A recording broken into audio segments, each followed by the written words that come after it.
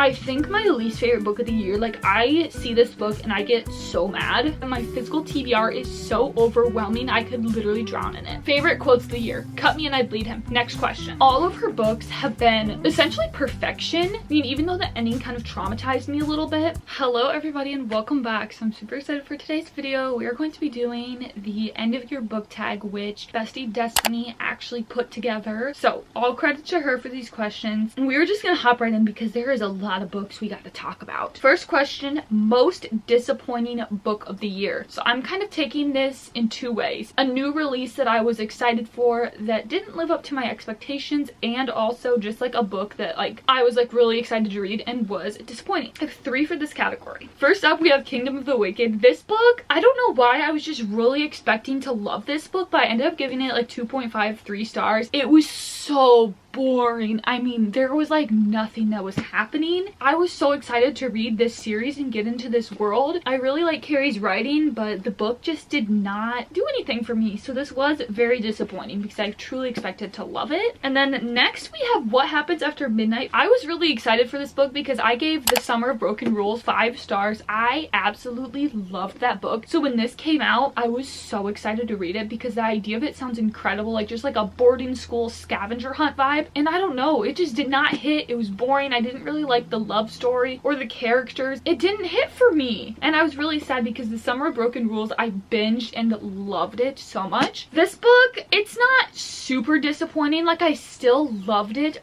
but I was a little disappointed. A Curse for True Love. This is the third book in the like Once Upon a Broken Heart series. This book was just so hyped up because obviously it's the last one, and the like romance was hopefully gonna romance in this book. I feel like we just did not get a lot of romance in this one. I feel like in the other two books in the series, there have been like really interesting plot points and like stories, adventures, all of that. And in this one, we didn't really get like a big story plotline. It was just kind of anticlimactic. But I still love this world. I love these characters. Like, it is still a great book, and I still gave it like 4 stars. But I was just a little disappointed by how it ended too. There's still a bunch of questions I have about this book. Like, I could probably name 5 characters that I have questions about that are not answered and I felt like should be answered. And then next we have Underdog Book of the Year. So just like a book that like came in out of nowhere and like was a banger. For this one, I also have 2. These are just books that like I hadn't heard anything about and I just kind of just randomly picked up and I ended up loving. First up, we have The Kiss of Deception. Everyone obviously talks about Dance of Thieves, Vow of Thieves, but this series technically goes before that. It is set in the same world. So originally I'd read Dance of Thieves, didn't really love it because I was a little confused, and then I went back and read this series and then read Dance of Thieves, and it hits so much harder. So I love this one. There is such good found family in this, and I literally love all of the characters so much. The whole like plot in this book and the whole series is kind of boring. Like, they are on horseback for a lot of the book and just like traveling, but I loved it so much. This world was just incredible, and I'm so glad I read this series because I hadn't heard anyone's opinions on it, and I just picked it up and I loved it so much. The Kiss of Deception series definitely was like a 4-star series for me. It was so good though. And then the next book is Nevernight by Jay Kristoff. This is like, I think, an adult fantasy,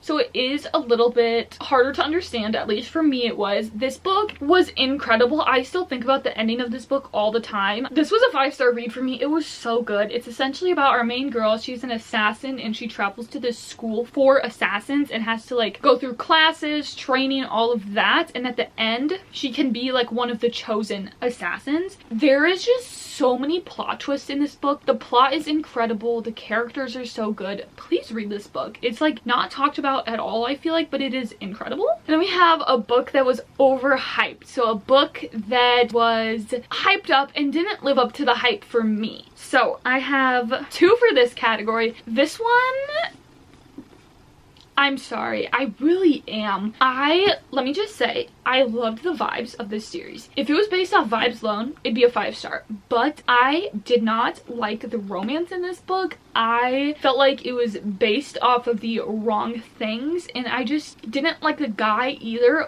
But you guys, the vibes, the setting, the bull riding, oh my gosh, I loved it so much. Like, I want to love this series so bad. So I think I gave this a 3 stars. I remember just like skimming the book because I'm like, I don't want to read about you guys. But I loved like the bull riding aspect, the small townness. It was so good. Now, this book, I I feel like it didn't necessarily get a ton of hype this year, but it's just like always been a hyped up book, I feel. And this is, I think, my least favorite book of the year. Like, I see this book and I get so mad. We have Ninth House by Leigh Bardugo. I DNF'd this book. This is the only book I have ever DNF'd, because normally I'm like, oh, I feel bad for it. No, I have no regrets. None. This book literally just made me so mad. It was so confusing. I got to like 50% through like 200 pages and I was so confused. I was so bored and I was just like annoyed with it. And this put me in a massive reading slump. I gotta stop talking about it or I'm gonna get triggered. And then we have favorite book couple. This one, I could go off for hours, but I feel like these are the ones that just like hit extra hard and that I'm just obsessed with. First up, we have Divine Rivals, Rowan and Iris. I never know if it's Roman or Rowan because I feel like I read a lot of books where there's Rowan and Roman. It's Roman. This book was definitely one of my favorites of the year. It was so magical, so fun. The romance in this, when I tell you some of the things that this man did, literally on the ground, because he is such a good guy and the things he did literally take me out. I mean, seriously, I love them together so much and I am so excited for the next one because I hope we get even more of them together. And then this is a recent read for me, but I am just like obsessed with this book, Love Light Farms. They are just adorable. This was a friends to lovers book, so you got like them already having a connection and like a relationship, and I think I love friends to lovers because this hits so hard. The guy in this book is so sweet. The girl, I love her too, and them together was just perfect. I feel the vibes of this book are just incredible. Like, I just can't get these out of my head. Okay, also honorary mention because I feel like this was a reread this year, so like whatever, I think I've read this series 3 times. The Selection series. When I tell you about the man in this book, oh my gosh, I can't. I love them so much. This series is one of my all-time favorites. Like, I could reread this like once every 6 months and still love it. Favorite main character. This one was kind of hard for me, honestly, because I feel like it takes a lot for me to like remember a character so much, and I feel like a lot of times I fall in love with like the side characters more sometimes. So for this one, I chose the Prison Healer series. I loved the girl in this book. I loved this series so much, and I just thought she was such like a smart, kind of a badass. I mean, not super like badassy in the terms of fantasy books, but I thought she was just like a really smart character and I really liked her. This series was just incredible to me. She was just like really clever, and a lot of the things that this book followed and she like kind of discovered, I would like read it and I'd be like, oh, okay. Like, I would just be shocking about the things she would think and do. So I really liked that. And I liked how she was like a healer, and like learning about that was really interesting. And then the next main character is just the main girl from the Throne of Glass series. I literally love her so much. She is definitely like my favorite character of all time. She is such a badass. Like, the definition of a badass.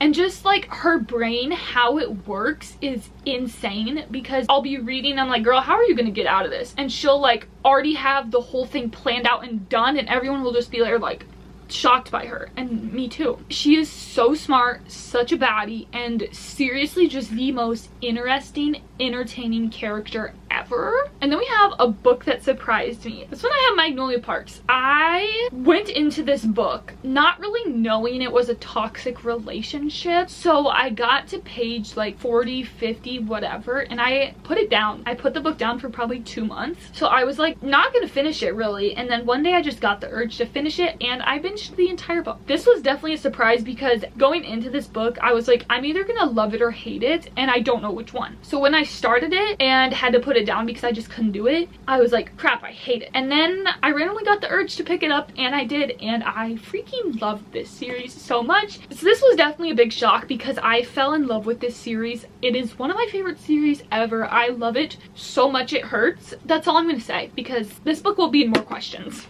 New favorite author you discovered in 2023. Jessa Hastings, of course. Her writing in this series is just incredible. I mean, there is just so many good quotes. Her writing is just so magical, I feel like, and it is just incredible. Like, I'll just sit back and like read a line and I'll be like, wow, wow. And if she can make me love a toxic man like this, she can literally do like anything. The next new favorite author I discovered in 2023 is Miss Sarah Adams. All of her books have been essentially perfection. They are all so short and so sweet, so quirky, so funny, all of the things. I have binged all of these so quickly and I loved all of them. Her writing is just so fast-paced and so like funny, and her characters are always incredible, and she is definitely an auto-buy author because her books are literally just a breath of fresh air. They are so good. And then we have happiest read of the year. These are going to be some repeats. So first up, I have the Prison Healer series. I was giggling and kicking my feet and laughing out loud to this series. I think I have reading vlogs for the last 2 books. I think I have never reacted that much like physically to a book series in my life. It was embarrassing a little bit, but it was just so good for me. It hit so hard. I feel like a lot of people it doesn't hit as hard for, but for me, I loved it so much and I was literally smiling, laughing the entire time. And then also we have Divine Rivals. This book was seriously incredible. I've never read kind of like a historical fantasy. It was so happy. I was so happy. I'm still so happy when I look at this book. I mean, even though the ending kind of traumatized me a little bit, I still have nothing but love for this book and these characters, and just the whole like storyline, plot line was so unique and just so happy. And then we have Love Light Farms. Again, this book, I think I was smiling the whole time. It was so cute. The characters in this are incredible. The side characters are incredible, and the like small town it's set in, I love those characters too, and the setting, it was so funny. I love this book so much. It was definitely one of the happiest of the year. And then we have most frustrating book of the year. This is a no-brainer. Guess how long I've been reading this book? Since April, I have been this far into that book. And this book is none other than Imagine Me by Tahira Mafi, the last full book in the Shatter Me series. I have read the whole entire series except for this book because this book is seriously excruciating. I have tried audiobook, I have tried physically reading it, I have tried everything, and I cannot get into it. I was listening to it on a car ride one day. It was dark outside, so I was like getting a little tired, you know. I was listening, whatever, I was like kind of into it. I fell asleep for like a good half hour. I wake up and it is still talking about the same exact scene. Like nothing had progressed. It was still the same thing. Like this book, the start of it, I feel like we've like covered the span of like 5 minutes and like 100 pages. It has just been so boring and so repetitive, and I really have no desire to finish the series because of how this book is going. So this is just really frustrating because it's the last one in the series, the last like full one before the last novella, and I just can't get through it. I just can't do it. So if you've read this, please, I'm literally on my hands and knees begging you to motivate me to read this. And then we have best movie / show adaptation of the year. I am not someone who watches a ton of movies especially, but I have seen these and I really enjoyed them. Okay, I feel like the one that everyone's gonna have is The Summer I Turned Pretty trilogy. Season 2, book 2 came out this year. I enjoyed it. It is just such a fun show to watch in the summer. The vibes are literally incredible. It's like drama. It's so fun. I don't really remember much about the books like to know how well it followed them, but the show was done really good. I felt like in the books this one character was shown kind of in a negative way, but in the show they were much more prevalent and a much better character, so I really loved that. And then we have Six of Crows / Shadow and Bone. I love this series so much and this world. Like obviously there's a lot I could change about the show adaptation, but overall I thought it was done good. They did change a lot, but it was still good, and I loved seeing these characters come to life. And then probably my favorite is The Ballad of Songbirds and Snakes. I read this book probably 2 weeks ago, and I seen the movie 2 weeks ago too. I loved it. It was incredible. The movie is so good. The book is also good. It is hard at some points to be in Snow's head because you're just like, dude, fix yourself. I loved the movie so much. It was honestly almost perfect. I wouldn't have changed anything really. The longest book I read this year. 900 and some pages. This book is literally incredible though. One of my favorites of the year. It is so emotional, so good. Oh my god. I'm gonna shut up before I go off. And then bouncing off that, we have the shortest book of the year. This is Joint Custody by Them. I got this because it has a dog that looks like mine on the cover. It's literally 240 pages. It is centered around the dog, told from his perspective. I enjoyed this. It was nothing I really think about now, but it was fun for the time and it was cute to read something different like this. And then we have favorite book covers. The entire Once Upon a Broken Heart series is literally beautiful. UK ones are gorgeous. The like Barnes and Noble Bible edition ones are gorgeous. They're all perfect in my eyes. And also the original Magnolia Parks and Daisy Hates covers. Literally speechless over those. Those are probably my favorite covers of all time. The original Magnolia Parks and Daisy Hates covers. I love them so much. They just scratch every itch I have. And then we have a book that I haven't stopped thinking about. Throne of Glass series. Literally incredible. Like, I'll just be thinking back and I'll be like, that all happened in that series. That's crazy because so much happens, so much changes, and it's just crazy looking back at characters from book 1 all the way to the end of the series. Magnolia Parks, especially Daisy Hates the Great Undoing, I think about it and I like have to lie down. Divine Rivals, the ending of this book really just keeps me up at night sometimes. Then we have cringiest book I read this year. I think we're gonna have to go with Love from Scratch. This book, I think I got it from the library. It was very cringy. It was also not a book I loved at all. The idea was there, the plot was there, but the characters I didn't like, and it was very YA, I feel. One Day in December, I feel like this could kind of count too. This was literally the first book I read this year. I feel like just some of the things the characters did really cringed me out, like how she was obsessed with a guy she'd seen for 1 second. So in this book, she sees this guy for 1 second, and then she's immediately obsessed with him and trying to find him. So that was a little... And then she sees the guy again when her friend brings him home as her date. But they kind of went behind the friend's back and didn't tell her that they knew each other. That to me was cringy and a really move. That's that. And then unpopular book you loved, the Kiss of Deception series. Again, it's not necessarily like unpopular, but it is less talked about, I feel. I actually did a whole video on reading unpopular books for a week and none of them really hit, but that's okay because there's so many out there. Like, I probably just picked like not the best ones. Also, I haven't seen like anyone talk about this book, Bewitched by Lauren Thalassa. I know she has some other fantasy series that are pretty popular, but this one I hadn't seen anyone talk about, and when I read it, it was like the day it came out. Like, I was just in Barnes and I see it and I'm like, huh. And I was like, wait, this literally came out like 2 days ago or something. They're witches and at this like school, and there's like a bunch of mystery aspects. I really enjoyed this book. It wasn't like a favorite of mine, definitely like a 4-star read, but it was still so good. And I feel like once the rest of the books in the series comes out, it could be so good. This next one is so fun. I had so much fun figuring out my answers for this question. So we have highest and lowest rated on Goodreads, and do you agree? So basically how I did this is I went on Goodreads to the books I've marked as read, and I sorted them by average rating. So I chose like my top 2 highest and my top 3 lowest. First up, the highest I have is Kingdom of Ash at A. Just you wait. 4.66. That is insane. And this book has thousands and thousands of ratings. This book, I fully agree on that rating. I'd give it a flat 5 if I could. This book was incredible. There's just so much emotion, so many good characters in this book, and the storyline's incredible, and I could go on, but I'm gonna shut up. So the second highest that I've read is Fourth Wing. This kind of surprised me that this was up here because I feel like some people either like it or don't. Fourth Wing had a 4.63. This was also an insane like rating that it has that overall because this like just came out. I obviously agree. I loved this book so much. I think about this book all the time. It was definitely one of my favorites of the year. Like, rereading this like a month ago for Iron Flame was incredible. This book is perfection. And then for my lowest, I chose 3 for this one because I felt like one was a novella, so I'm like, eh. The lowest was Fracture Me by Tahara Mafi, which is a novella in the Shatter Me series, with a 3.38. I completely agree. I think I gave this like 2 stars. Next was Joint Custody, this little book I just randomly picked up at 3.48. I'd agree with this one. I think I gave it like a 3 stars. It was fun, but it is really short, and I feel like just not a ton happened, but I did really enjoy it.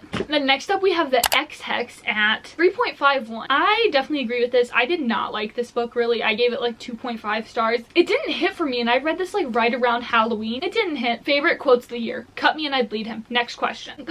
Book with the most unique concept. Well, I had the book over here, but I lost it, but One Dark Window. This was a fantasy unlike anything I've ever read. The whole idea behind the magical card set and the mist imposing on the town was so unique, and I loved like the dark gothic vibes. Definitely such a unique concept. And then another one is The 7-Year Slip. This is kind of like a supernatural-ish romance. So she lives in her aunt's apartment, and when she gets there, the apartment is set 7 years back. So there's a man in there too, and she's like, what are you doing? But she's 7 years in the past. So that whole idea was so so interesting and I loved this book so much. The romance was incredible and there were so many like underlying themes in this book. A book I would reread. I want to reread the Throne of Glass series so badly because I want to just go back and try and pick up on everything I missed. Like the foreshadowing, just everything that I may not have got the first time around. That's probably my number one that I want to reread. Then we have just my reading goal and my reading experience in 2023 reflection. My goal on Goodreads was 100 books. When I'm filming this, I'm at like 96, I think. I should be able to do it. And if I don't do it, I'm gonna be